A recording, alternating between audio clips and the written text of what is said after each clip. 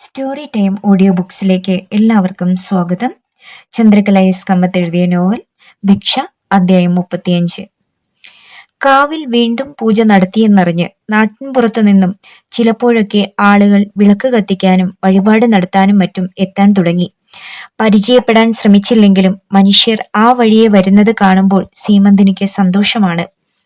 ദൂരെ എവിടെയോ ആണ് ഇവിടത്തെ പ്രധാന നിരത്ത്. അതിലൂടെ ബസ് ഓടുന്ന ശബ്ദം നേർത്ത ഇരമ്പലായി കേൾക്കാം. ആ ഇരമ്പലിനു വേണ്ടി അവൾ കാതോർത്ത് നിൽക്കും. ഈ നിശബ്ദതയിൽ ആ നേർത്ത ഇരമ്പൽ ഒഴുകിയെത്തുമ്പോൾ എന്തൊരാഹ്ലാദം! ഒരു മധുര ഗാനം കേൾക്കുന്നത് പോലെയുള്ള സന്തോഷമാണ് തോന്നുക. ദിവസവും 2 ഏറി വന്നാൽ 3 പ്രാവശ്യമേ ആ ശബ്ദം കേൾക്കാറുള്ളൂ. സീമന്തിനി വടക്കേ മുറ്റത്ത് ചെന്ന് നിന്നു. 2 ആൾ പൊക്കത്തിൽ വളർന്നു നിന്ന പാഴ്ചെടികൾ അത്രയും വെട്ടി നികത്തിയതുകൊണ്ട് അകലെയുള്ള ഓലപ്പുര നല്ലതുപോലെ കാണാം. അങ്ങോട്ടൊന്ന് പോയാലോ? വേണ്ട, രവീന്ദ്രേട്ടന് ഇഷ്ടപ്പെടില്ല. ആരാണവിടെ താമസമെന്നോ എങ്ങനെയുള്ള ആൾക്കാരാണെന്നോ അറിയാതെ പോകുന്നതും ശരിയല്ലല്ലോ.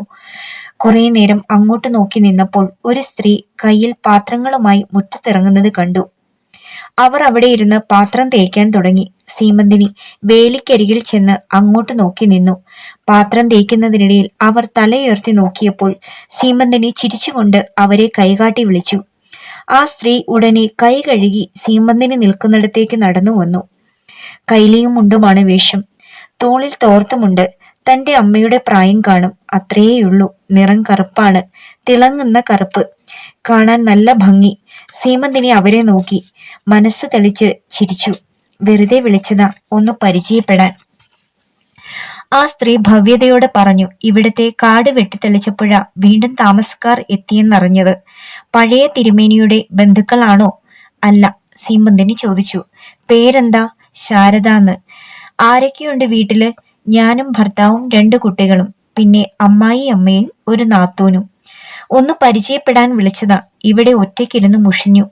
ആളുകളെ കാണാൻ കൊതിയായി. വേറെ ആരുമില്ലേ കൂടെ? ഞങ്ങൾ 2 പേരേ ഉള്ളൂ. അദ്ദേഹം രാവിലെ ടൗൺ വരെ പോയി. ശാരദേച്ചിയുടെ ഭർത്താവിന് എന്താണ് ജോലി? വലിയ ജോലിയൊന്നുമില്ല, ഒരു കടയിൽ നിൽക്കുന്നു. തുച്ഛമായ ശമ്പളമേ ഉള്ളൂ. പിന്നെ അല്പം കൃഷിയൊക്കെ ഉണ്ട്. 2-3 പശുക്കളുണ്ട്. പാല് പട്ടണത്തിൽ കൊണ്ടുപോയി വിൽക്കും. ദിവസവും രാവിലെ നാഴിപ്പാല് ഇവിടെയും തരാൻ പറ്റുമോ? പിന്നെന്ത്, തരാമല്ലോ.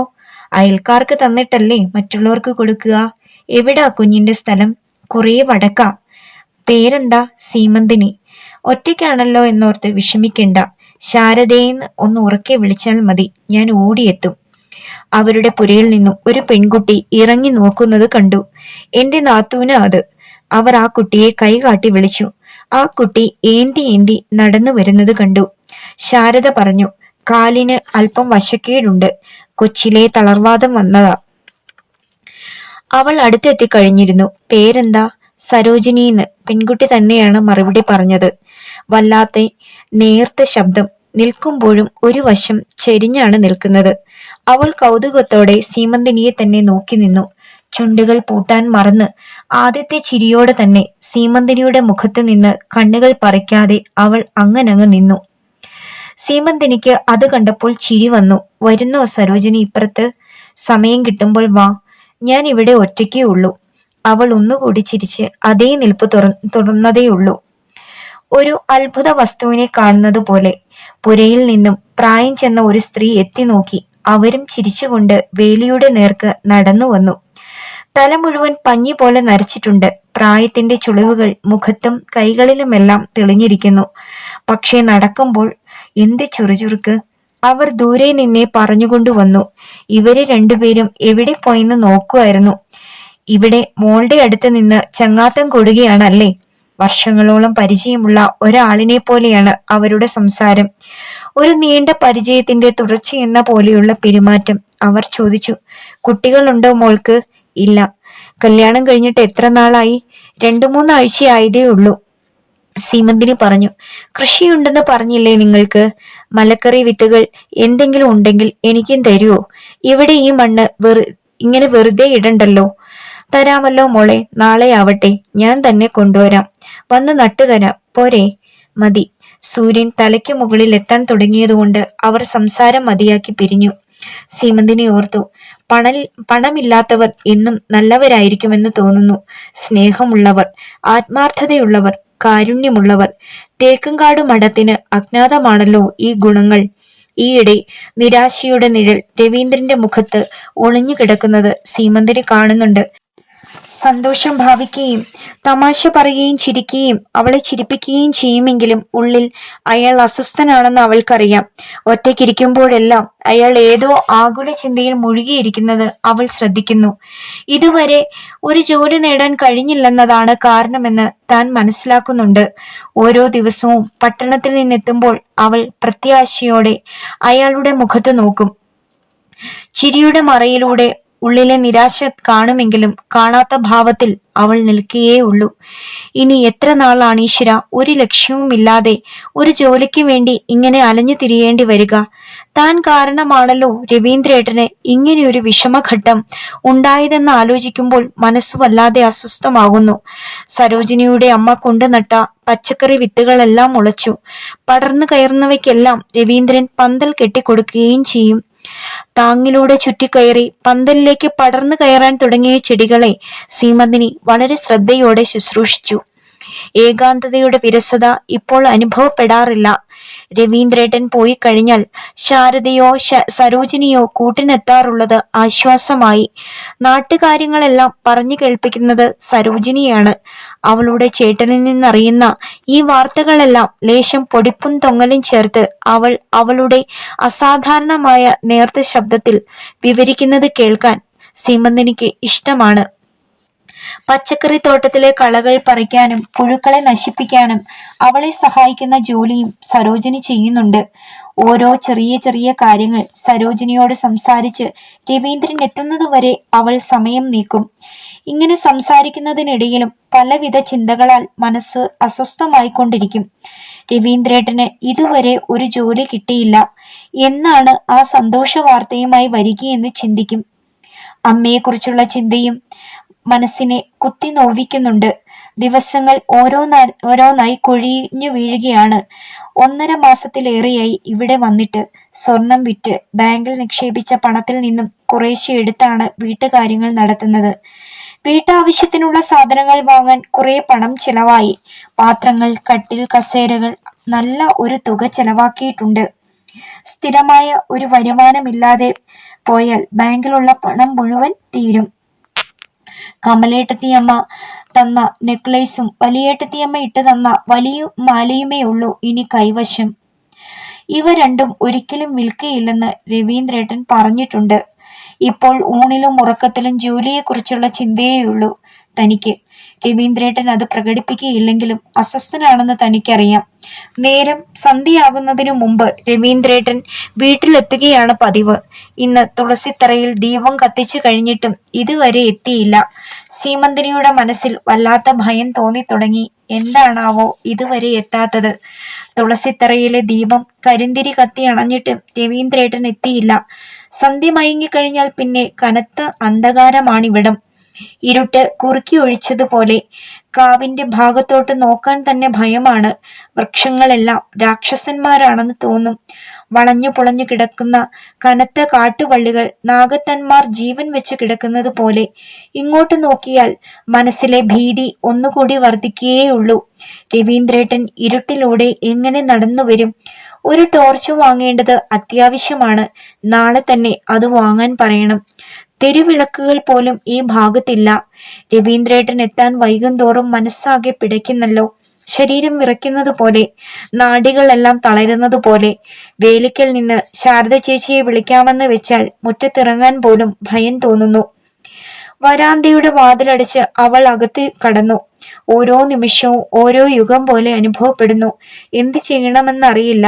ഒരിടത്തിരിക്കാനോ നിൽക്കാനോ കിടക്കാനോ കഴിയാത്തൊരവസ്ഥ. കൂടെ കൂടെ ജനാലയിലൂടെ വെളിയിലേക്ക് നോക്കി. വീണ്ടും മുറിയിലേക്ക് കടന്നു. വീണ്ടും ജനാലയ്ക്കൽ. പുറത്തെ അന്തരീക്ഷം ഇരുട്ടിൽ നിന്നും ഇരുട്ടിലേക്ക് വഴുതി വീഴുകയാണ്. ആകാശത്തിൽ പോലും അന്ധകാരം. ഇങ്ങനെ മനസ്സുറപ്പിച്ച് ഒരിടത്തും തങ്ങുകയില്ലല്ലോ. ഇനി വല്ല അപകടവും? ഈശ്വര, അങ്ങനെ വരുത്തല്ലേ ദൈവമേ. എന്റെ ദൃഷ്ടികൾ കൊണ്ട് എനിക്ക് കാണാൻ കഴിയാത്ത നീയും കാണാൻ കഴിയുന്ന രവീന്ദ്രേട്ടനുമല്ലാതെ ഇന്നിപ്പോൾ ആരുമില്ല എനിക്ക് ആശ്രയം. അവൾ പ്രാർത്ഥിച്ചു. വിഷ്ണു ക്ഷേത്രത്തിന് ചുറ്റും മനസ്സ് പ്രദക്ഷിണം വെച്ചുകൊണ്ടിരുന്നു. ശരീരത്തിലെ ഓരോ കോശത്തിലേക്കും വല്ലാത്ത ഭീതി പടർന്നു കയറുന്നു. ഒന്ന് കരയാൻ പോലും വയ്യാത്ത തളർച്ച. ജനലടികളിൽ മുറുക്കി പിടിച്ച് ഒരു സാലഭഞ്ജികയെ പോലെ അവൾ നിന്നു. നിമിഷങ്ങൾ, മണിക്കൂറുകൾ. മുറ്റത്ത് കാലടി ശബ്ദം കേട്ടപ്പോൾ അവൾ ഞെട്ടി. അടുത്ത നിമിഷം വാതിലിൽ മുട്ടുന്ന ശബ്ദം. വാതിലിന്റെ ഭാഗത്ത് നോക്കി ജനലഴികളിലെ പിടിവിടാതെ അവൾ നിശ്ചലയായി നിന്നു. ആരായിരിക്കും? രവീന്ദ്രേട്ടനല്ലെങ്കിലോ? ഏതെങ്കിലും ദുർവാർത്തയുമായി ആരെങ്കിലും? സീമന്തിനി! ഓ, രവീന്ദ്രേട്ടന്റെ ശബ്ദം തന്നെ. കാലുകളിലേക്ക് ജീവൻ ഒഴുകി വീണതുപോലെ അവൾ ഓടിച്ചെന്ന് വാതിൽ തുറന്നു. അയാൾ അകത്ത് കയറിയതും അവൾ അയാളുടെ ചുമലിലേക്ക് തല ചായ്ച്ചു പൊട്ടിക്കരഞ്ഞതും ഒരുമിച്ചായിരുന്നു. മനസ്സിൽ ഉരുണ്ടുകൂടിയ ഭയം കണ്ണീരായി കുത്തിയൊഴുകി. എന്തു പറ്റി നിനക്ക്? എന്തിനാ കരയുന്നത്? എന്താ ഇത്ര താമസിച്ചത്? ഞാൻ ഭയന്നുപോയി, അവൾ ഗദ്ഗദത്തോടെ പറഞ്ഞു. കണ്ണുകൾ തടാകങ്ങളായി മാറിയിരുന്നു. അയാൾ അവളെ ചേർത്ത് പിടിച്ച് തല തടവിക്കൊണ്ട് പറഞ്ഞു, മണ്ടി, അതിന് കരയണോ? അതിന് സമയം അധികമൊന്നും ആയിട്ടില്ല. 8 മണി കഴിഞ്ഞതല്ലേ ഉള്ളൂ. ഇവിടം നേരത്തെ ഇരുട്ടുന്നത് കൊണ്ടാ രാത്രിയായെന്ന് തോന്നുന്നത്. എങ്കിലും എന്നും വരുമ്പോൾ ഇങ്ങനെ ഇരുട്ടാറില്ലല്ലോ. ഇനി മനസ്സിൽ കടന്നുകൂടാത്ത ദുർചിന്തകൾ ഒന്നുമില്ല. അല്പം കൂടി കഴിഞ്ഞെങ്കിൽ ഞാൻ ചത്തു വീണേനെ, അവൾ കരഞ്ഞുകൊണ്ട് പറഞ്ഞു. അയാൾ ഉറക്കെ ചിരിച്ചു. നീ ഇത്ര പാവമായല്ലോ സീമന്തിനി. എന്തിനാ അങ്ങനെ കടന്ന് ചിന്തിക്കുന്നത്? ഒന്നും സംഭവിക്കില്ല എന്ന് ഉറച്ചു വിശ്വസിക്കണം. അവൾ സാരി തുമ്പുകൊണ്ട് കണ്ണീർ തുടക്കവേ ചോദിച്ചു. എന്താ താമസിച്ചത്? അയാൾ മറുപടിയൊന്നും പറയാതെ മുറിയിൽ കയറി ഷർട്ട് ഊരി അയയിലിട്ടു. കൈവിരലുകൾക്കിടയിലൂടെ പൂണൂൽ വലിച്ചു വലിച്ച് അതിലെ വിയർപ്പിന്റെ നനവ് മാറ്റവേ അയാൾ പറഞ്ഞു, അല്പം കാപ്പി കിട്ടിയാൽ കൊള്ളാം. പാലിരിപ്പുണ്ടോ? ഉണ്ടല്ലോ, ഉടനെ കൊണ്ടുവരാം. അവൾ അടുക്കളയിലേക്ക് കടന്നു. രവീന്ദ്രൻ കട്ടിലിൽ കയറി കണ്ണുകൾ അടച്ചു കിടന്ന് നെടുനായി നിശ്വസിച്ചു. പകൽ മുഴുവൻ അലഞ്ഞു തിരിഞ്ഞതിന്റെ ക്ഷീണം ആ ദീർഘനിശ്വാസത്തിലുണ്ടായിരുന്നു. കാപ്പി നിറച്ച ചെറിയ മൊന്തയും ഗ്ലാസുമായി സീമന്തിനി കട്ടിലിനരികിൽ വന്നു. അയാൾ എന്തോ ചിന്തിച്ചുകൊണ്ട് അല്പനിമിഷം കിടന്നു. പിന്നെ പതിഞ്ഞ ശബ്ദത്തിൽ പറഞ്ഞു, എനിക്കൊരു ജോലി കിട്ടി. അവൾ സന്തോഷത്തോടെ ഒറ്റ ശ്വാസത്തിൽ ചോദിച്ചു, ഓ, എന്നിട്ടെന്തേ ഇത്രയും നേരമായിട്ട് പറയാത്തത്? എന്ത് ജോലി? എവിടെ? ദൈവമേ, നിനക്ക് നന്ദി. അയാൾ പുഞ്ചിരിച്ചതേയുള്ളൂ. മറുപടി ഒന്നും പറയാതെ കട്ടിലിൽ എഴുന്നേറ്റിരുന്ന് മൊന്ത വാങ്ങി കാപ്പി ഗ്ലാസ്സിൽ ഒഴിച്ച് കുടിക്കാൻ തുടങ്ങി. എന്തു ജോലിയാ? എന്താ ഒന്നും മിണ്ടാത്തത്? വീണ്ടും നേർത്ത ഒരു പുഞ്ചിരി അയാളുടെ ചുണ്ടുകളിൽ പരന്നു. നിനക്ക് ഇഷ്ടപ്പെടില്ല, അവൾ പരിഭവം കലർന്ന ശബ്ദത്തിൽ പറഞ്ഞു. എനിക്ക് അങ്ങനെയൊന്നുമില്ല. ഏതു ജോലിയും നല്ലത് തന്നെ, മോഷണമൊഴികെ. അയാൾ ഉറക്കെ ചിരിച്ചു. പിന്നെ പറഞ്ഞു, വരുമാനം കുറവാണ്. കഷ്ടിച്ച് 2 പേർക്ക് കഴിയാൻ പറ്റും, അത്ര തന്നെ. അവൾ ആകാംക്ഷയോടെ ചോദിച്ചു, എങ്കിലും ജോലി എന്തെന്ന് പറഞ്ഞില്ല? അയാൾ സ്വരം താഴ്ത്തി പറഞ്ഞു, എന്റെ കുലത്തൊഴിൽ തന്നെ, പൗരോഹിത്യം. പട്ടണത്തിലെ ഗണപതി ക്ഷേത്രത്തിൽ പൂജ നടത്തിക്കൊണ്ടിരുന്ന ശാന്തിക്കാരൻ പെട്ടെന്ന് മരിച്ചുപോയി. ആ ജോലി ചെയ്യാമെന്നേറ്റു. സായാഹ്ന പൂജ നടത്തിയിട്ടാണ് ഞാൻ വരുന്നത്. അതാണ് താമസിച്ചത്. അവളുടെ മുഖത്ത് നിരാശയുടെ കരുനിഴൽ പടരുന്നുണ്ടോ എന്ന് നോക്കാനായിട്ട് അയാൾ അവളെ സൂക്ഷിച്ചു നോക്കി. അവളുടെ മുഖത്ത് സന്തോഷം മാത്രമേ ഉണ്ടായിരുന്നുള്ളൂ. അവൾ പറഞ്ഞു, പുരോഹിതന്റെ മകനാണെന്ന് അറിഞ്ഞുകൊണ്ട് തന്നെയല്ലേ ഞാൻ ഇഷ്ടപ്പെട്ടത്. തമാശയും നിരാശയും കലർന്ന ശബ്ദത്തിൽ പറഞ്ഞു. തൽക്കാലം BA ഡിഗ്രി പെട്ടിക്കുള്ളിൽ ഇരിക്കട്ടെ അല്ലേ? ഇപ്പോൾ ദൈവങ്ങളെ പ്രീതിപ്പെടുത്താം. എനിക്കതിൽ കുറച്ചിലൊന്നും തോന്നുന്നില്ല. ഏതായാലും ഒരു വരുമാനമായല്ലോ.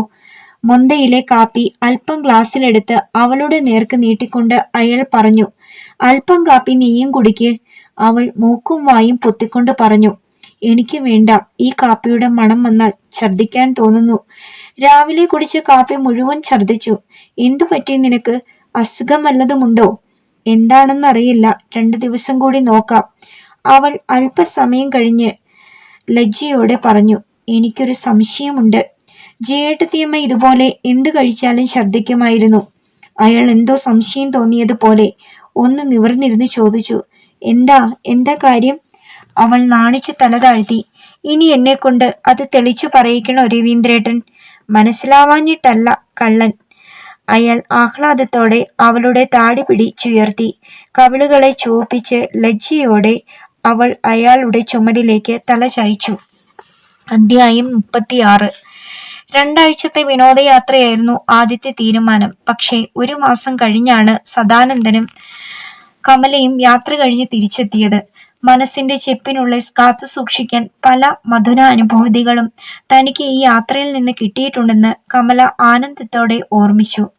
വടക്കേ ഇന്ത്യയിലെ പല സ്ഥലങ്ങളിലും ഭർത്താവ് തന്നെ കൊണ്ടുപോയി. അദ്ദേഹം സ്നേഹം കൊണ്ട് തന്നെ അഭിഷേകം ചെയ്യുകയായിരുന്നല്ലോ. മനസ്സിൽ സന്തോഷം മാത്രമേ ഉണ്ടായിരുന്നുള്ളൂ. സന്തോഷമല്ലാതെ മറ്റൊന്നുമില്ലായിരുന്നു. വീട്ടിലെ മരവിച്ച അന്തരീക്ഷത്തിൽ നിന്നും മാറി നിന്നപ്പോൾ അതിയായ ആഹ്ലാദമാണ് തോന്നിയത്. ആരെയും കുറിച്ച് ചിന്തിച്ച് ആകുലപ്പെടേണ്ടതില്ലല്ലോ. രാമദാസന് വയറു നിറയെ ഭക്ഷണം കൊടുക്കണമെന്ന് ജാനകിയോട് പ്രത്യേകം ചട്ടം കെട്ടിയിരുന്നു. ചെറിയമ്മയുടെ കാര്യങ്ങളും ഒട്ടും വിട്ടുവീഴ്ച വരുത്തരുതാതെ നോക്കണമെന്ന് അവരോട് എടുത്തെടുത്ത് പറഞ്ഞിട്ടാണ് പോയത്. പോകുന്നതിനു മുമ്പ് വളരെ രഹസ്യമായി കുറച്ച് രൂപ ജാനകിയുടെ കയ്യിൽ വെച്ചു കൊടുക്കുകയും ചെയ്തു. കമലക്കുഞ്ഞ് മനസ്സമാധാനത്തോടെ പോയി വരൂ. ചെറിയമ്മയെ നല്ലോണം ഞാൻ നോക്കിക്കൊള്ളാം. കമലക്കുഞ്ഞ് എനിക്കിതൊന്നും തന്നില്ലെങ്കിലും ഞാൻ ചെറിയമ്മയെ നോക്കും. അവരുടെ കാര്യം നോക്കാൻ ആരുമില്ലെന്ന് എനിക്ക് അറിഞ്ഞുകൂടെ? അവരും എന്നെ പോലെ ഒരു സ്ത്രീയല്ലേ. ഞാൻ ഈ വീട്ടിൽ ഉള്ളിടത്തോളം കാലം ഞാൻ അവരുടെ കാര്യം ശ്രദ്ധിക്കും. കമലക്കുഞ്ഞ് സന്തോഷമായി പോയി വരൂ. ജാനകിയുടെ ആത്മാർത്ഥത വാക്കുകളിൽ മാത്രമല്ല പ്രവൃത്തിയിലും കാണാറുണ്ടെന്ന് തനിക്കറിയാം. അതുകൊണ്ട് വീട് വിട്ടു പോയെങ്കിലും വീടിനെ കുറിച്ചുള്ള യാതൊരു ചിന്തയും തന്നെ അലട്ടിയില്ല. സീമന്തിനി സുരക്ഷിതയായി രവീന്ദ്രനോടൊപ്പം കഴിയുന്നുണ്ടാവുമല്ലോ എന്ന വിശ്വാസത്തിൽ ആശ്വസിക്കുകയും ചെയ്തു. ഞങ്ങൾ യാത്രയ്ക്ക് പോകുന്നതിന് മുമ്പുണ്ടായ അന്തരീക്ഷത്തിൽ അല്ല തിരിച്ചു വന്നപ്പോൾ എന്ന് തോന്നി. വലിയേട്ടത്തിയമ്മ വളരെ സന്തോഷവതിയാണ്. 1 മാസത്തിനകം അവർ കുറെ കൂടി തടിച്ചതുപോലെ. സേതുവേട്ടന്റെ കുഞ്ഞിനെ എടുത്തുകൊണ്ട് നടക്കുകയും താലോലിക്കുകയും ചെയ്യുന്നത് കണ്ടപ്പോൾ അത്ഭുതം തോന്നി. ജയേട്ടത്തിയമ്മയുടെ നിസ്സംഗതയ്ക്ക് കുറവൊന്നുമില്ല. അതവരുടെ സ്ഥായി ഭാവമാണല്ലോ. അവർക്ക് 2 പേർക്കും കൂടി കാശ്മീരിൽ നിന്നും വാങ്ങിയ സാരികൾ കൊടുത്തപ്പോൾ വലിയേട്ടത്തിയമ്മയുടെ മുഖം വികസിച്ചു. നേർത്ത പുഞ്ചിരിയുടെ കുഞ്ഞലകൾ കണ്ണുകളിൽ കണ്ടു. വലിയേട്ടത്തിയമ്മ പറഞ്ഞു, നല്ല നിറം, എനിക്കിഷ്ടപ്പെട്ടു. കമല ഓർമ്മയോടെ വാങ്ങിച്ചു കൊണ്ടുവന്നല്ലോ, നന്നായി. അവൾ പറഞ്ഞു. പട്ടുസാരികൾ കണ്ടപ്പോൾ ഏട്ടത്തിയമ്മയുടെ ഓർമ്മ വന്നു. വലിയ ഇഷ്ടമാണെന്ന് എനിക്കറിയാം. അവർ ചിരിച്ചു. അടുത്ത വേനലവധിക്ക് ഞങ്ങൾ ഒരു യാത്രാ പരിപാടി ഇട്ടിട്ടുണ്ട്, കുട്ടികളെയും കൊണ്ട്, ഇന്ത്യ മുഴുവൻ. ജയേട്ടത്തിയമ്മ കേട്ടുകൊണ്ട് നിന്നതേയുള്ളൂ. അവർ പരിപാടികളൊന്നും നേരത്തെ ആരെയും അറിയിക്കുന്ന കൂട്ടത്തിലല്ല. ചെറിയമ്മയ്ക്ക് വേണ്ടി വാങ്ങിയ ചേലകളുമായി ചാവടിയിലേക്ക് നടന്നു. അവർ കിടക്കിയായിരുന്നു. കമലയെ കണ്ടപ്പോൾ അവർ എഴുന്നേറ്റിരുന്നു. കണ്ണുകൾ നിറഞ്ഞു വരുന്നത് കണ്ടു. വിരൽത്തുമ്പ് കൊണ്ട് കണ്ണീർ തുടയ്ക്കവേ അവർ പറഞ്ഞു, എത്തിയോ കമലേ നിങ്ങൾ? എത്ര നാളായി പോയിട്ട്? വർഷങ്ങളായി നിന്നെ കണ്ടിട്ടെന്ന് തോന്നുന്നു. 2 ആഴ്ചത്തേക്കെന്ന് പറഞ്ഞാണ് പോയത്. പക്ഷെ പിന്നെ 2 ആഴ്ച കൂടി നീണ്ടുപോയി ചെറിയമ്മേ. സാരമില്ല, അവസരം കിട്ടുമ്പോഴല്ലേ ഇങ്ങനെയൊക്കെ പോകാനൊക്കൂ. എന്തായാലും സദാനന്ദൻ നിന്നെ എല്ലായിടവും കാണിച്ചല്ലോ. ഒരുപാട് സ്ഥലം കണ്ടു ചെറിയമ്മേ. ചേലകൾ കാണിച്ചിട്ട് അവൾ പറഞ്ഞു, ഈ ചേലകൾ ചെറിയമ്മയ്ക്ക് വേണ്ടി ഞാൻ കൊണ്ടുവന്നതാണ്.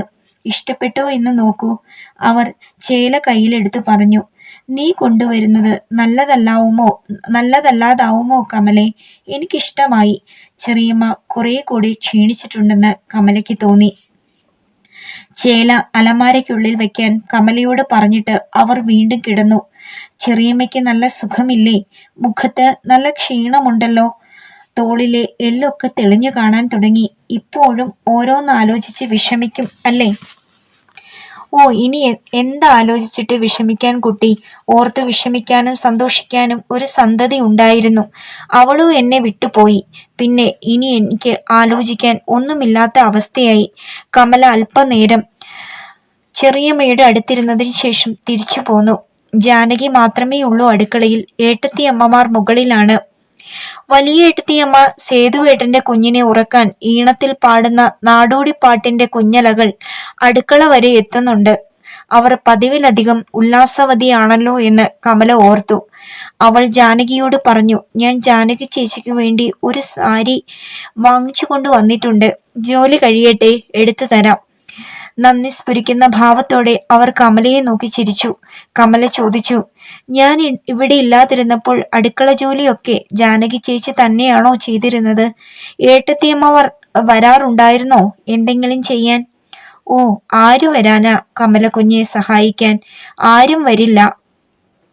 ചെറിയമ്മ മരുന്ന് കഴിച്ചു ഉറങ്ങുമ്പോൾ ഞാൻ ചാവടി വെളിയിൽ നിന്ന് പൂട്ടി ഇവിടെ വന്ന് കിടക്കും.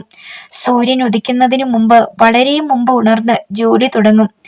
അന്നത്തെ പോലെ സേതു പിണങ്ങിപ്പോകരുതല്ലോ. മുകളിൽ നിന്നും വലിയേട്ടത്തി അമ്മയുടെ ഉറക്കെയുള്ള ചിരിയും സംസാരവും കേട്ടു തുടങ്ങി. കമല പറഞ്ഞു, വലിയേട്ടത്തി അമ്മയ്ക്ക് വലിയ സന്തോഷമാണിപ്പോൾ എന്ന് തോന്നുന്നു. എന്താ കാര്യമെന്നറിയില്ല. ജാനകി അല്പസമയം നിശബ്ദയായിരുന്നു. പിന്നെ കോണിത്തളത്തിലേക്കും കോണിപ്പടികളിലേക്കും എത്തി നോക്കി. ആരും വരുന്നില്ലെന്ന് ഉറപ്പുവരുത്തി കവലയ്ക്കുള്ളിൽ കടന്ന് കമലയെ ആംഗ്യം കാണിച്ചു വിളിച്ചു.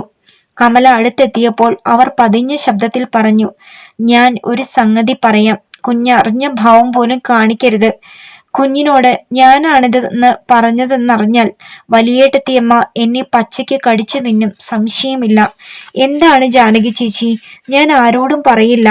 അവർ ഒന്നുകൂടി തളത്തിൽ എത്തി നോക്കി. പിന്നെ കുറെ കൂടി അടുത്തു വന്ന് അവരുടെ ചുണ്ടുകൾ കമലയുടെ ചെവിയോട് അടുപ്പിച്ചുകൊണ്ട് പറഞ്ഞു, നിങ്ങൾ പോയി കഴിഞ്ഞ് 1-2 ദിവസത്തേക്ക് ചെറിയമ്മയ്ക്ക് ഉറക്കമേ ഇല്ലായിരുന്നു. ഉറക്കം കിട്ടാൻ ഡോക്ടർ തന്ന പുതിയ ഗുളികയാണെന്നും ആഹാരം കഴിഞ്ഞ് 2 വീതം ചെറിയമ്മയ്ക്ക് കൊടുക്കണമെന്നും പറഞ്ഞ് കുറെ ഗുളികകൾ വലിയേട്ടത്തിയമ്മ എന്നെ ഏൽപ്പിച്ചു. അവർ പറഞ്ഞതനുസരിച്ച് ഞാൻ അത് അവർക്ക് കൊടുക്കുകയും ചെയ്തു. പിന്നങ്ങ് തുടങ്ങിയില്ലേ അവർ ഉറക്കത്തോട് ഉറക്കം. ഒരു ദിവസം വൈകുന്നേരം വലിയേട്ടനും സേതുവും പിന്നെ കൂടെ ഒരാളും, ആരാണെന്ന് എനിക്കറിയില്ല, ചാവടിയിൽ വന്നു. എല്ലാവരും കൂടി ചാവടിയിലേക്ക് പോകുന്നത് കണ്ടപ്പോൾ ചെറിയമ്മയ്ക്ക് എന്തു പറ്റിയെന്ന് ഭയന്ന് ഞാൻ അങ്ങോട്ട് പോയി. വരാന്തയിൽ ചാരി ഇരുന്ന് ഞാൻ മുറിക്കുള്ളിലേക്ക് എത്തി നോക്കിയപ്പോൾ കുറെ കടലാസുകൾ കൂടെ വന്ന ആൾ പറഞ്ഞു കൊടുത്ത സ്ഥലങ്ങളിലെല്ലാം ചെറിയമ്മയുടെ തള്ളവിരലടയാളം പതിപ്പിച്ചെടുക്കുന്നത് കണ്ടു. ചെറിയമ്മ ഒരു ബോധവും ഇല്ലാതെ കിടക്കുകയായിരുന്നല്ലോ. എന്തോ ചതിയാണ് കാണിക്കുന്നതെന്ന് എനിക്ക് തോന്നി. ഞാൻ വേഗം ഇറങ്ങിപ്പോന്നു. ഞാൻ കണ്ടെന്നറിഞ്ഞാൽ പിന്നെ എന്നെ ചുട്ടുകളയില്ലേ അവർ. ആ സംഭവത്തിന് ശേഷമാ വലിയേട്ടത്തി അമ്മയ്ക്ക് ഈ തുള്ളിച്ചാട്ടം. എന്തൊരു ചതിയാണ് കാട്ടിക്കൂട്ടിയതെന്ന് എനിക്കറിയില്ല കുഞ്ഞെ. അന്ന് കൂടെ വന്ന ആ ആൾക്ക് വലിയ കാപ്പി സൽക്കാരമൊക്കെ ഉണ്ടായിരുന്നു. ചിറക് മുളച്ചതുപോലെ അങ്ങോട്ടും ഇങ്ങോട്ടും പറന്നു നടക്കുകയായിരുന്നു വലിയേട്ടത്തിയമ്മ. എന്റെ പൊന്നു കുഞ്ഞെ, ഈ വിവരം പറഞ്ഞെന്ന് അറിയിക്കല്ലേ. ഇല്ല. കമല വല്ലാത്ത അസ്വസ്ഥതയോടെ എല്ലാം കേട്ടുകൊണ്ട് നിന്നു. എന്താണ് സംഭവിച്ചതെന്ന് അവൾ ഊഹിച്ചു കഴിഞ്ഞിരുന്നു. അപ്പോൾ അവരെല്ലാം ചേർന്ന് നേടിയെടുത്തു. ഒരു പക്ഷേ അദ്ദേഹവും ഇതറിഞ്ഞിട്ടുണ്ടാവും. തന്നെ അകറ്റി നിർത്തണമെന്ന് അവരെല്ലാവരും ഉപദേശിച്ചു കാണും. സീമന്തിന് പോയതിനെ തുടർന്ന് എല്ലാവരും ചേർന്ന് നടത്തിയ ഗൂഢാലോചനയുടെ തീരുമാനമായിരിക്കും ഇത്. രവീന്ദ്രൻ എന്നെങ്കിലും വ്യവഹാരം നടത്തി അവളുടെ സ്വത്ത് കൈക്കലാക്കുമോ എന്ന ഭയം അവർക്കെല്ലാവർക്കും ഉണ്ടായിരുന്നു. സ്വത്ത് മുഴുവൻ വഞ്ചനയിലൂടെ ഇവർ എഴുതി എടുത്തിട്ടുണ്ട്, സംശയമില്ല. ചെറിയമ്മ അത് അറിഞ്ഞിട്ടുണ്ടാവില്ല, പാവം. വേണ്ട, ഇനി അത് അവരറിയണ്ട. അറിഞ്ഞാൽ വീണ്ടും അവരുടെ സമനില തെറ്റും. ഇനി അവർക്ക് എന്ത് സംഭവിച്ചാലും ആരും ഗൗനിക്കുകയില്ല, ചങ്ങലക്കിടാനും മടിക്കില്ല. അതുകൊണ്ട് അവരിത് അറിയാതിരിക്കുന്നതാണ് നല്ലത്. കമല പറഞ്ഞു. ജാനകി ചേച്ചി ഇത് ചെറിയമ്മയോട് പറയുകയോ മറ്റോ ചെയ്തോ? ഇല്ലല്ലോ. ഏയ്, ഞാൻ പറയുമോ അവരോട്? ഇതറിഞ്ഞാൽ പിന്നെ അവർക്കെന്താ സംഭവിക്കുകയെന്ന് എനിക്കറിയില്ലേ. പറയരുത് ജാനകി ചേച്ചി. ചെറിയമ്മയോട് ഇക്കാര്യം പറയുകയേ അരുത്. നിസ്സഹായയായ ചെറിയമ്മയോട് എത്ര വലിയ ചതിയാണ് ഇവർ കാണിച്ചിരിക്കുന്നത്. അവൾക്ക് ദുഃഖം തോന്നി. എന്നെങ്കിലും സീമന്തിനിക്കും രവീന്ദ്രനും അവർക്ക് അവകാശപ്പെട്ട സ്വത്ത് കിട്ടണമെന്ന് താനും ആഗ്രഹിച്ചിരുന്നു. രാത്രി വളരെ ഇരുട്ടുന്നത് വരെ സദാനന്ദനും ഏട്ടന്മാരും പൂമുഖത്തിരുന്ന് സംസാരിച്ചു. ഭർത്താവ് ഉറക്കറയിൽ എത്തിയപ്പോൾ കമലയുടെ ഒരു ഉറക്കം കഴിഞ്ഞിരുന്നു. അവൾ ചോദിച്ചു, എന്താ ഇന്ന് ഇതിനും വേണ്ടി സംസാരിക്കാൻ? പാതിരാത്രി കഴിഞ്ഞല്ലോ. വിളക്കണച്ച് കിടക്കവേ അയാൾ പറഞ്ഞു, ബിസിനസ് ഒന്നുകൂടി വലുതാക്കാനുള്ള പ്ലാനുണ്ട്. നിനക്കതൊന്നും പറഞ്ഞാൽ മനസ്സിലാവില്ല. കിടന്നുറങ്ങ്. യാത്രാക്ഷീണവും ഉണ്ടല്ലോ. കിടന്നയുടനെ അയാൾ കൂർക്കം വലിക്കാൻ തുടങ്ങി. ദിനചര്യ വീണ്ടും പഴയതുപോലെയായി. രാവിലെ പ്രാതൽ കഴിഞ്ഞാലുടൻ ആണുങ്ങൾ 3 പേരും ബിസിനസ് നടത്താൻ പോകും. വലിയേട്ടത്തിയമ്മ മുകളിലോ താഴെയുമായി കാരണവത്തിയായി ചമഞ്ഞു നടക്കും. ജയേട്ടത്തിയമ്മ കുഞ്ഞിനെയും കൊണ്ട് ഒരു നിശബ്ദ ജീവിയായി മുകളിൽ തന്നെ ഇരിക്കും. രാമദാസൻ വലിയേട്ടൻ ഏൽപ്പിക്കുന്ന ജോലി ചെയ്ത് വിയർപ്പൊഴുക്കി വളപ്പിനുള്ളിൽ എവിടെയെങ്കിലും കഴിച്ചുകൂട്ടും. ചെറിയമ്മ പൊതുവെ ശാന്തയും മൗനിയുമാണിപ്പോൾ. കമലയെ കാണുമ്പോൾ മാത്രമേ അവർ ചിരിക്കുകയോ സംസാരിക്കുകയോ ചെയ്യാറുള്ളൂ. പ്രാതൽ കഴിഞ്ഞ് പുറത്തു പോകാൻ തുടങ്ങുകയായിരുന്നു സദാനന്ദൻ. പോസ്റ്റ്മാൻ വരുന്നത് കണ്ടപ്പോൾ അയാൾ പോമുഖത്ത് തന്നെ നിന്നു. അയാൾ നീട്ടിയ കത്ത് വാങ്ങിച്ച് തിരിച്ചും മറിച്ചും നോക്കിക്കൊണ്ട് കമലയെ വിളിച്ചു. കമല എത്തിയപ്പോൾ പറഞ്ഞു, നിനക്ക് കത്ത്. ഫ്രം ദുർഗ എന്ന് പിന്നിൽ എഴുതിയിരിക്കുന്നു. ആരാണ് ദുർഗ? ദുർഗയോ? കമല ഒരു നിമിഷം ആലോചിച്ചു. ദുർഗ എന്ന പേരുള്ള ബന്ധുക്കളോ സ്നേഹിതയോ തനിക്കില്ല. അവർ കത്ത് കയ്യിൽ വാങ്ങിച്ചു. പെട്ടെന്ന് സംശയം തോന്നി. സീമന്തിനിയുടെ കത്താവുമോ? അവളെ താൻ ചിലപ്പോൾ ദുർഗ എന്ന് വിളിക്കുമായിരുന്നു. അവൾ പറഞ്ഞു, ഓ, എന്റെ ഒരു പഴയ കൂട്ടുകാരിയാണ്. അയാൾ യാത്ര പറഞ്ഞു. ഞാൻ ഇറങ്ങുന്നു. ഇന്നുച്ചയ്ക്ക് ഊണ് കഴിക്കാൻ വരില്ല. രാത്രിയിലേ വരൂ. പിടിപ്പത് ജോലിയുണ്ട്. അവൾ മുറിക്കുള്ളിൽ കയറി ധൃതിയിൽ കത്ത് പൊട്ടിച്ചു നോക്കി. സീമന്തിനിയുടെ കൈപ്പട തന്നെ. ആൾ ആരാണെന്ന് മറ്റുള്ളവർക്ക് മനസ്സിലാകാതിരിക്കാൻ ദുർഗ എന്ന പേര് വെച്ചിരിക്കുകയാണ്. കത്തിൽ സ്ഥലപ്പേരോ സംബോധനയോ എഴുതിയിട്ടില്ല. അവൾ കത്തിലെ വരികളിലൂടെ കണ്ണുകൾ ഓടിച്ചു. വളരെ നന്നായി എഴുതണമെന്ന് കരുതുന്നു. എന്നെ ഓർമ്മിക്കുന്നുണ്ടാവുമല്ലോ. ഒരുവിധം സുഖമായി കഴിയുന്നു. കാണാൻ വളരെ ആഗ്രഹമുണ്ട്. ഇനി എന്നാണ് നാട്ടിൽ വരിക? വല്ലപ്പോഴും എനിക്ക് കത്തയക്കണേ കേട്ടോ. ഒരു സന്തോഷ വാർത്ത അറിയിക്കട്ടെ. ഞാൻ ഒരു അമ്മയാകാൻ പോകുന്നു. സ്വന്തം ദുർഗ. കമലയുടെ കണ്ണുകൾ നിറഞ്ഞൊഴുകി. അവൾക്ക് സന്തോഷം അടക്കി നിർത്താനായില്ല. സീമന്തിനിയും രവീന്ദ്രനും സന്തോഷമായി കഴിയുന്നു. മാത്രമല്ല, അവൾ അമ്മയാകാൻ പോകുന്നുവത്രേ. അവൾ കത്ത് പല ആവർത്തി വായിച്ചു. പിന്നെ അലമാരയ്ക്കുള്ളിൽ ഒളിച്ചു വെച്ചു. അടുക്കളയിൽ ചെന്ന് ചെറിയമ്മയ്ക്ക് വേണ്ടി പ്രാതൽ പ്ലേറ്റിലെടുത്ത് ചാവടിയിലേക്ക് നടന്നു. അധ്യായം 37. ചെറിയമ്മ കട്ടിലിൽ ഇരിക്കുകയാണ്. ഉണർന്നിട്ട് മുഖം കഴുകുകയോ പല്ല് തെക്കുകയോ ചെയ്ത ലക്ഷണമില്ല. അവർക്ക് വേണ്ടി കൊണ്ടുപോകുന്ന ആഹാരം അതുപോലെ തിരിച്ചു കൊണ്ടുപോരുകയാണ് ഈയിടെ പതിവെന്ന് ജാനകി പറഞ്ഞു. കമല പ്ലേറ്റ് സ്റ്റൂളിന്മേൽ വെച്ചു. ചെറിയമ്മ പല്ല് തേച്ചില്ലേ? ഇല്ല, തേക്കണം. അവർ അലസതയോടെ പറഞ്ഞു. ചായ കുടിക്കണ്ടേ ചെറിയമ്മേ? ചായപാത്രം അവിടെ വെക്ക്. കഴിക്കാനൊന്നും വേണ്ട. കമല അതങ്ങ് കൊണ്ടുപോ. അതെന്തേ അങ്ങനെ? വിശക്കുന്നില്ലേ ചെറിയമ്മയ്ക്ക്? ചെറിയമ്മ നിസ്സംഗതയോടെ പറഞ്ഞു. ചായ കഴിക്കുന്നുണ്ടല്ലോ കമലേ, അത് മതി. സന്തോഷത്തിന്റെ ലാഞ്ചന പോലും ചെറിയമ്മയുടെ മുഖത്തില്ല. അവർ ഒന്നിച്ചിരിക്കുന്നത് കണ്ടിട്ട് എത്ര നാളായി. സീമന്തിനി പോയതിനു ശേഷം അവർ ഇന്നുവരെ ഒന്ന് പുഞ്ചിരിക്കുക പോലും ചെയ്തിട്ടില്ല. സീമന്തിനിയുടെ കത്ത് വന്ന വിവരം ചെറിയമ്മയോട് പറഞ്ഞാലോ? സന്തോഷം കൊണ്ട് ഉറക്കിയെങ്ങാനും വിളിച്ചു പറയുമോ എന്നാണ് ഭയം. എങ്കിലും അറിയിക്കുന്നതാണ് നല്ലത്. അവരുടെ ഉള്ളൊന്ന് തണുക്കട്ടെ. ചെറിയമ്മേ, ഞാനൊരു രഹസ്യം പറഞ്ഞാൽ ചെറിയമ്മ ആരോടെങ്കിലും പറയുമോ? പറയില്ലെന്ന് എനിക്ക് വാക്ക് തരണം. അവർ അല്പസമയം ചോദ്യഭാവത്തിൽ കമലയുടെ മുഖത്ത് നോക്കിയിരുന്നു. പിന്നെ പറഞ്ഞു, ഞാൻ ആരോട് പറയാൻ കമലേ? ആകെ എന്നോട് സംസാരിക്കാൻ നീയേ ഉള്ളൂ. പിന്നെ ആ ജാനകിയും. എന്താണെന്ന് പറ. കമല കട്ടിലിൽ അവരുടെ അടുത്തായിരുന്നു. അവരുടെ കൈപ്പത്തിയിൽ തടവിക്കൊണ്ട് പറഞ്ഞു, എനിക്ക് സീമന്തിനിയുടെ കത്ത് വന്നിട്ടുണ്ട്. ഓ. അവരുടെ കണ്ണുകൾ വികസിച്ചു. വിശ്വസിക്കാൻ കഴിയാത്ത എന്തോ ഒന്ന് കേട്ടാലെന്ന പോലെ അവർ ഇമ പൂട്ടാതെ അല്പനിമിഷം കമലയുടെ മുഖത്ത് നോക്കിക്കൊണ്ടിരുന്നു. കമല പറഞ്ഞു, അവൾ ഒരുങ്ങി വരുമ്പോഴെല്ലാം ഞാൻ അവളെ ദുർഗ എന്ന് വിളിച്ചിരുന്നു. അതുകൊണ്ട് ദുർഗ എന്ന് പേര് വെച്ചാണ് അവൾ എഴുതിയിരിക്കുന്നത്. മറ്റാരുടെയെങ്കിലും കയ്യിൽ കിട്ടിയാൽ കത്ത് ആരുടേതാണെന്ന് മനസ്സിലാകാതിരിക്കാനാവും അവൾ അങ്ങനെ ചെയ്തത്. അത് നന്നായി. കത്ത് കിട്ടിയത് അദ്ദേഹത്തിന്റെ കയ്യിലായിരുന്നു. ചെറിയമ്മ ഒന്നിളകിയിരുന്നു. പിന്നെ സ്വരം താഴ്ത്തി ചോദിച്ചു, എന്തൊക്കെ എഴുതിയിട്ടുണ്ട് കമലേ അവൾ? എവിടെയാണ് അവൾ ഇപ്പോൾ? സ്ഥലപ്പേരൊന്നും എഴുതിയിട്ടില്ല. എന്റെ കാര്യം അന്വേഷിച്ചിട്ടുണ്ടോ? ആരുടെയും കാര്യം എടുത്തു ചോദിച്ചിട്ടില്ല. വളരെ കുറച്ചേ എഴുതിയിട്ടുള്ളൂ. ഭയന്നാണ് ഇത്രയും എഴുതിയതെന്ന് തോന്നും. പിന്നെ ഒരു സന്തോഷ വാർത്തയുണ്ട്. കമല ചിരിച്ചുകൊണ്ട് പറഞ്ഞു. ഈ ചായയും പലഹാരവും മുഴുവൻ കഴിക്കാമെന്ന് പറഞ്ഞാൽ അതും പറയാം. കഴിക്കാം, ഞാൻ കഴിക്കാം, നീ പറ, അവർ അക്ഷയമ്മയോടെ പറഞ്ഞു. ചെറിയമ്മ അമ്മമ്മയാകാൻ പോകുന്നു. അവൾ ഗർഭിണിയാണ്. അതെയോ, ഇത്ര പെട്ടെന്നോ? 2 മാസത്തോളമായില്ലേ പോയിട്ട്? അത്രയും തന്നെ ആയെന്ന് കൂട്ടിക്കോളൂ. അവർ ചിരിച്ചു. എത്ര നാളുകൾക്ക് ശേഷമുള്ള ചിരി! അവർ ചിരിച്ചുകൊണ്ട് തന്നെ ഇടറിയ ശബ്ദത്തിൽ പറഞ്ഞു. കമലേ, ഇപ്പോഴാണ് അവൾ ജീവിച്ചിരിപ്പുണ്ടെന്ന് എനിക്ക് വിശ്വാസമായത്. അവൾ എവിടെയെങ്കിലും ചെന്ന് ജീവിതം അവസാനിപ്പിച്ചു എന്ന് തന്നെയായിരുന്നു ഞാൻ കരുതിയിരുന്നത്.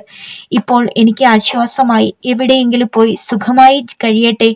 ഇവിടെ രാമദാസന്റെ സ്ത്രീയായി കഴിയുന്നതിലും ഭേദമാണ്. അവർ ഒരു പുതിയ ഉന്മേഷം കിട്ടിയതുപോലെ എഴുന്നേറ്റ് പല്ലു തേച്ച് മുഖം കഴുകി വന്ന് ആഹാരം കഴിക്കാൻ തുടങ്ങി. കമല അവരെ തന്നെ നോക്കിയിരുന്നു. അവർ ആഹാരം കഴിക്കുന്നതിനിടയിൽ സന്തോഷം നിറഞ്ഞ ശബ്ദത്തിൽ പറഞ്ഞു. ഈ രവീന്ദ്രനെ ഞാൻ കണ്ടിട്ടില്ലല്ലോ കമലേ. ഇവിടെ മൂത്തവന്റെ മക്കളെ പഠിപ്പിക്കാൻ വരുമായിരുന്നു. പക്ഷേ ഞാൻ ശ്രദ്ധിച്ചിട്ടേയില്ല കേട്ടോ. അതിന് ഞാൻ അറിയുന്നോ ഈ കള്ളി അവന്റെ പിന്നാലെ പുറപ്പെട്ടു പോകുമെന്ന്? കമല പറഞ്ഞു.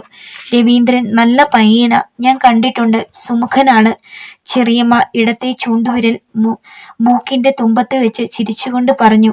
എങ്കിലും എന്റെ കമലെ, ഒരു പാവം പൂച്ചയെപ്പോലെ ഇവിടെ കഴിഞ്ഞ ഈ പെണ്ണിന് ഇതിനുള്ള ധൈര്യം എങ്ങനെ വന്നു? ഞാനോ നീയോ പോലും അറിഞ്ഞില്ലല്ലോ അവളുടെ ഉള്ളിലിരിപ്പ്. എത്രമാത്രം നമ്മൾ വിഷമിച്ചുപോയി. കമല ചിരിച്ചതേയുള്ളൂ. വീണ്ടും കുനിഞ്ഞിരുന്ന് ആഹാരം കഴിക്കവേ അവരുടെ മുഖഭാവം മാറി. നെറ്റി ചുളിച്ചുകൊണ്ട് അവർ പറഞ്ഞു. അയാൾ അവളെ ഇന്ന് സ്നേഹത്തോടെ നോക്കിയാൽ മതിയായിരുന്നു. ജോലി വല്ലതും ഉണ്ടോ രവീന്ദ്രന്? ജോലി ഇല്ലായിരുന്നു. ഇപ്പോൾ കിട്ടിയോ എന്നറിയില്ല. പിന്നെ ആഹാരം കഴിച്ചു തീരുന്നത് വരെ അവരൊന്നും മിണ്ടിയില്ല. കൈ കഴുകി വന്ന് കട്ടിലിരുന്നപ്പോഴും അവർ ഏതോ ഗാഢ ചിന്തയിലായിരുന്നു. കമല പാത്രങ്ങൾ എടുത്ത് ചാവടിയിൽ നിന്നിറങ്ങാൻ ഭാവിച്ചപ്പോൾ അവർ പതിഞ്ഞ ശബ്ദത്തിൽ പറഞ്ഞു. പുരോഹിതന്റെ അനിയന്റെ മകനല്ലേ? ദരിദ്രരാണ് അവർ. എനിക്കറിയാം. ആ, ഇപ്പോൾ എങ്ങനെയെങ്കിലും ജീവിക്കട്ടെ അല്ലേ? ഇവിടെ കിടക്കുകയല്ലേ അവളുടെ സ്വത്ത്. രവീന്ദ്രന് ജോലി കിട്ടിയില്ലെങ്കിലും രാജാവിനെ പോലെ കഴിയാനുള്ള ആദായം അവളുടെ വീതത്തിലുണ്ടല്ലോ. അവർ ആശ്വസിച്ചു.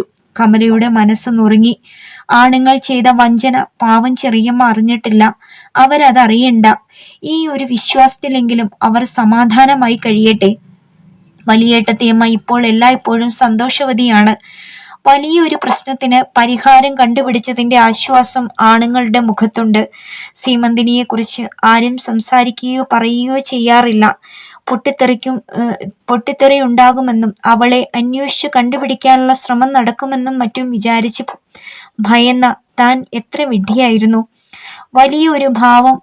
വലിയൊരു ഭാരം ഒഴിഞ്ഞതിന്റെ സന്തോഷമാണ് വലിയേട്ടൻ എന്ന് തോന്നുന്നു. സ്വത്ത് ചെറിയമ്മ അറിയാതെ തന്നെ കൈവശമാക്കിയതിന്റെ സന്തോഷവുമുണ്ട്. രവീന്ദ്രൻ വ്യവഹാരം നടത്തിയാലും പണം കൊണ്ട് തങ്ങൾക്ക് ജയിക്കാമെന്നുള്ള അഹന്തയുണ്ട് ഇവർക്ക്.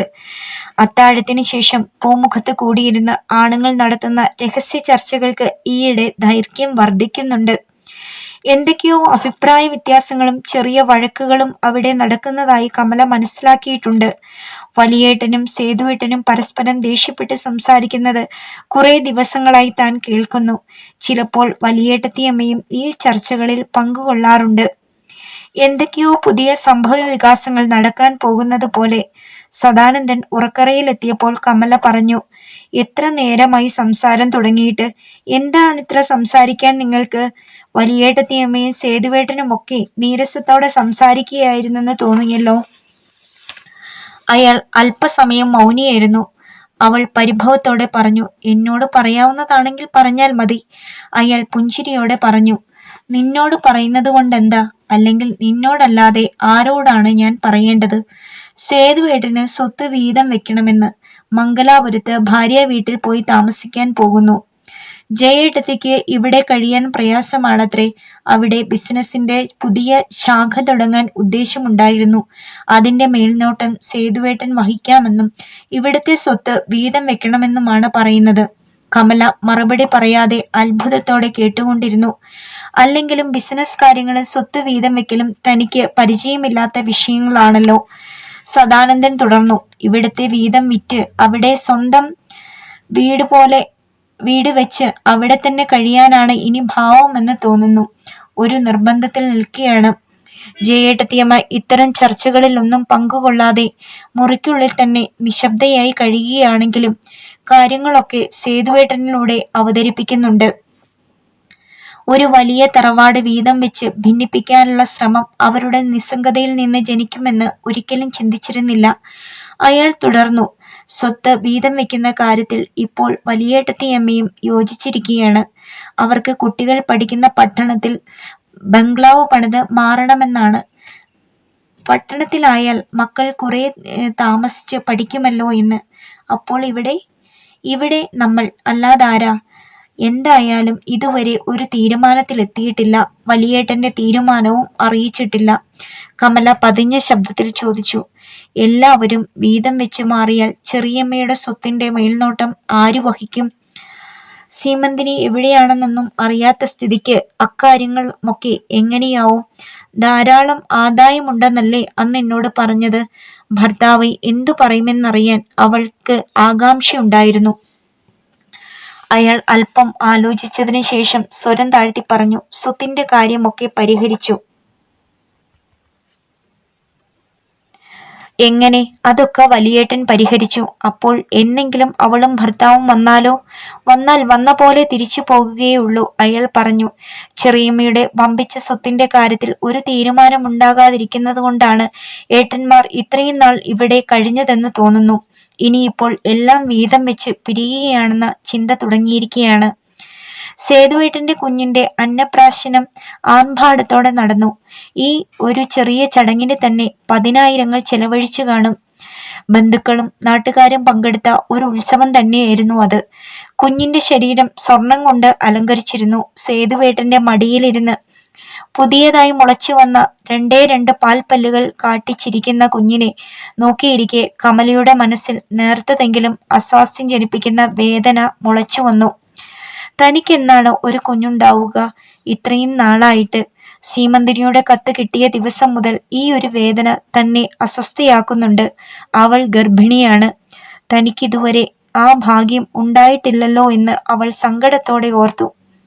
ചിരിക്കുകയും സന്തോഷിക്കുകയും ഒക്കെ ചെയ്യുമ്പോഴും ഈ ഒരു ചിന്ത മനസ്സിൽ ഇരുണ്ടു തെളിഞ്ഞു കിടക്കുന്നു, സ്ഫടികത്തിലെ വിള്ളൽ പോലെ.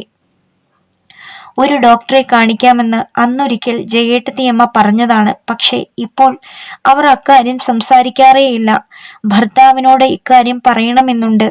എന്നും ബിസിനസ്സിൽ മുഴുകിയിരിക്കുന്ന അദ്ദേഹം ഇങ്ങനെയൊരു കാര്യം ചിന്തിച്ചിട്ടുണ്ടോ എന്ന് സംശയമാണ്. തന്റെ ഭാര്യയ്ക്കും ജനിക്കാൻ പോകുന്ന മക്കൾക്കും വേണ്ടിയാണ് താൻ സമ്പാദിക്കുന്നതെന്ന് എന്നും പറയും. പക്ഷേ ജനിക്കാൻ പോകുന്ന കുഞ്ഞുങ്ങൾ ഇതുവരെ ജനിക്കാത്തതെന്ന ഉത്കണ്ഠ അദ്ദേഹത്തിന് തോന്നിയിട്ടേയില്ല. അങ്ങനെ എന്തെങ്കിലും ഇങ്ങോട്ട് പറയുമ്പോൾ ഒരു ഡോക്ടറെ സമീപിക്കുന്ന കാര്യം അങ്ങോട്ട് അഭിപ്രായപ്പെടാമെന്ന് കരുതിയിരിക്കുകയായിരുന്നു. മാസം തോറുമുള്ള ഈ കാത്തിരിപ്പ് താൻ മുഷിഞ്ഞു. ഓരോ മാസം കടന്നു പോകുന്തോറും മനസ്സിലെ ആകാംക്ഷ ഭീതിയായി മാറുന്നു. തനിക്കൊരു കുഞ്ഞ് ജനിക്കില്ലേ? എന്തെങ്കിലും തകരാറ് തനിക്കോ അദ്ദേഹത്തിനോ?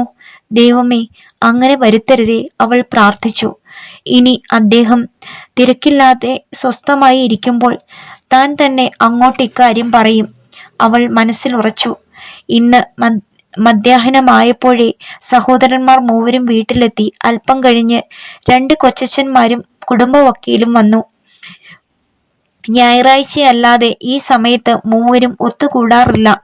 ഊണ് കഴിഞ്ഞപ്പോൾ വലിയേട്ടൻ തളത്തിൽ നിന്നുകൊണ്ട് എല്ലാവരെയും അങ്ങോട്ട് വിളിച്ചു. വലിയേട്ടത്തിയമ്മ പറഞ്ഞു. ജയയും കമലയും കൂടി വരൂ, നമുക്ക് ചില കാര്യങ്ങൾ പറഞ്ഞു തീരുമാനിക്കാനുണ്ട് ഇന്ന്. സഹോദരന്മാരും കൊച്ചച്ഛന്മാരും വക്കീലും മേശയ്ക്ക് ചുറ്റുമുള്ള കസേരകളിൽ ഇരുന്നു. വലിയേട്ടത്തിയമ്മ വലിയേട്ടന്റെ അടുത്തിരുന്നു. ജയേട്ടത്തിയമ്മ കുഞ്ഞിനെയും കൊണ്ട് സേതുവേട്ടന്റെ പിന്നിൽ നിന്നു. കമല അവരുടെ കയ്യിൽ നിന്നും കുഞ്ഞിനെ വാങ്ങി വാതിൽപ്പടിയിൽ ചാരി നിന്നു. വലിയേട്ടൻ ഗൗരവത്തോടെ എന്തോ പറയാനായി ആഞ്ഞിരുന്നു. എല്ലാവരും അദ്ദേഹം പറയുന്നതെന്ന് കേൾക്കാൻ ആകാംക്ഷയോടെ അദ്ദേഹത്തിന്റെ മുഖത്ത് നോക്കി. അടുത്ത ഭാഗം നാളെ.